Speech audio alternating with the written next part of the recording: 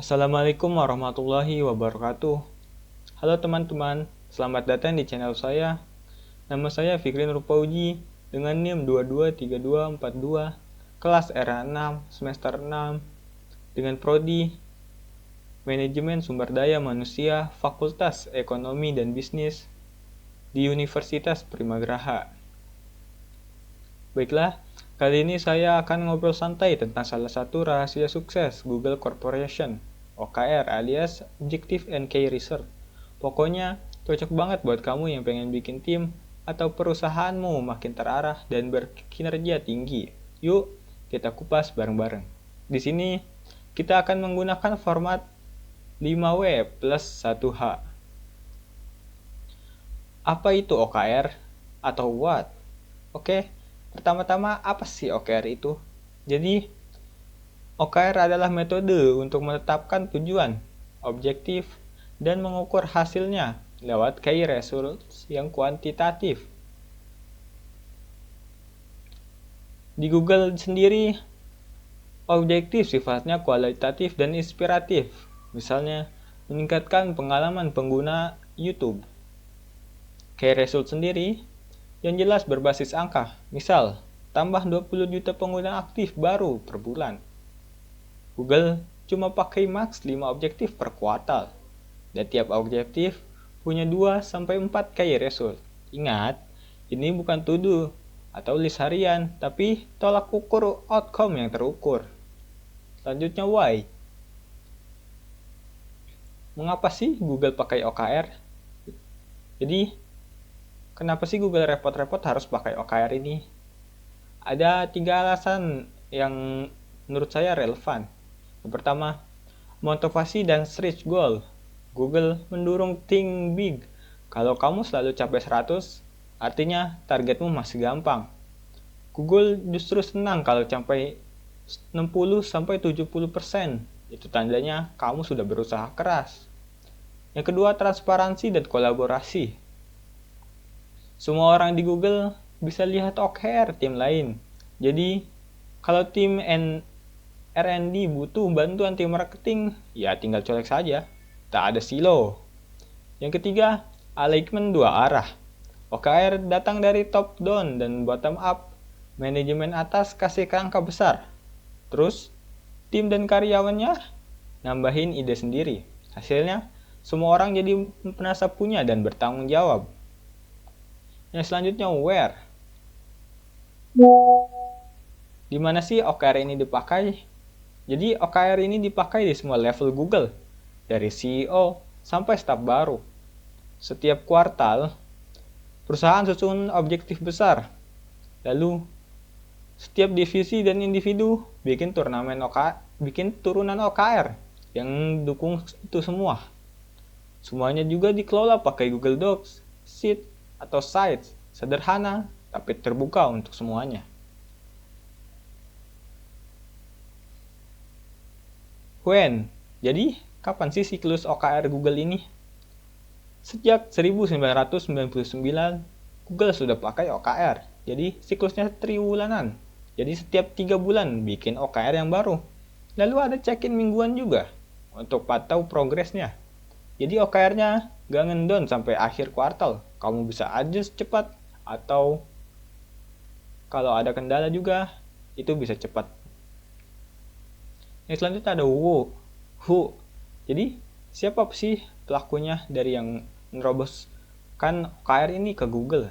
Mulai dari John Doerr yang membawa OKR dari Intel ke Google, sampai Larry Page dan Sergey Brin yang langsung setuju.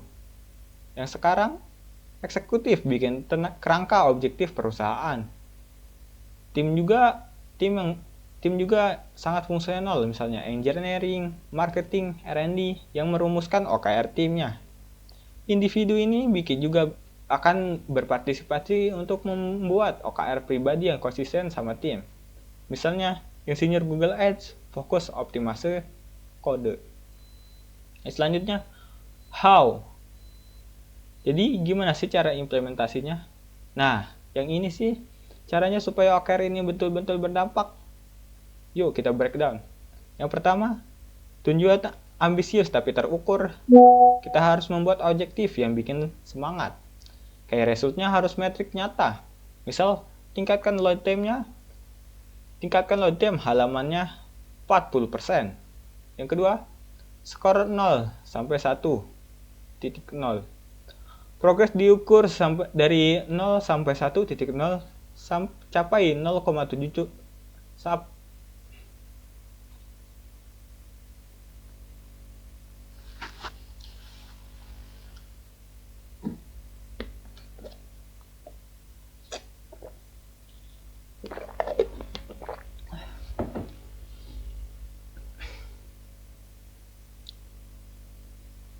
Selanjutnya, bagaimana sih cara implementasinya? Nah, ini cara implementasinya supaya OKR ini betul-betul berdampak. Yuk, kita breakdown sama-sama. Yang pertama, tujuan ambisius tapi terukur. Buat objektif yang bikin semangat. Kayak resultnya harus metrik nyata. Misal, tinggalkan load time halaman 40%. Yang kedua, skor 0 sampai 1.0. Progres diukur dari 0 sampai 1.0. Capai 0.7, juara artinya. Kamu sudah berusaha semaksimal mungkin untuk itu. Yang ketiga, rutinitas check-in. Seminggu sekali, tim gathering singkat juga akan mencekin apa sih kemajuan KR-mu. Ada kendala apa saja? Butuh support yang bagaimana?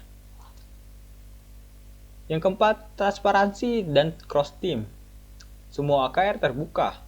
Kalau butuh kolaborasi lintas divisi, tinggal koordinasi saja. Bukan saling tunjuk kesalahan, tapi saling support satu sama lain. Kelima, tools sederhana. Google pakai Doc atau Sheet tanpa perangkat mahal, tapi pedomannya ketat. Dia wajib update progress real time. Jadi, pelajaran yang diambil dari perusahaan ini untuk daerah sekitar, terutama khusus Banten, kita akan mengambil yang terbaik dari Google untuk diterapkan di perusahaan-perusahaan sekitar Banten. Misalkan, yang ada tujuan ambisius dan terukur. Misal kita naikkan produktivitas 50% triwulan ini, dan KR terukur, jumlah output per hari, waktu siklus produksi, dan seterusnya. Selanjutnya, alignment 2 arah. Atasan tentukan visi besar, lalu ajak karyawan susun OKR. Jadi semuanya feel involved. Berikutnya transparansi. Buka OKR tim di platform sederhana, Google Sheets saja sudah cukup. Jadi tim marketing, R&D, dan sales bisa saling tahu target satu sama lain. Yang selanjutnya, review rutin. Triwulanan plus check-in mingguan juga harus saling direview. Disiplin ini akan bikin tim lebih fokus dan cepat tanggap. Yang selanjutnya, budaya fail fast, learn fast. Gagal mencapai 100% bukanlah sebuah aib, tapi sinyal agar belajar dan improve. Jangan saling menyalahkan. Gimana teman-teman? Semoga kamu punya gambaran jelas tentang OKR ala Google dan bisa mulai terapkan di tim atau perusahaanmu.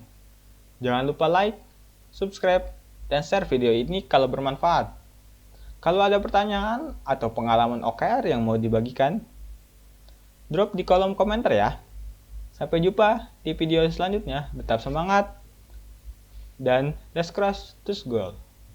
Terima kasih. Assalamualaikum warahmatullahi wabarakatuh.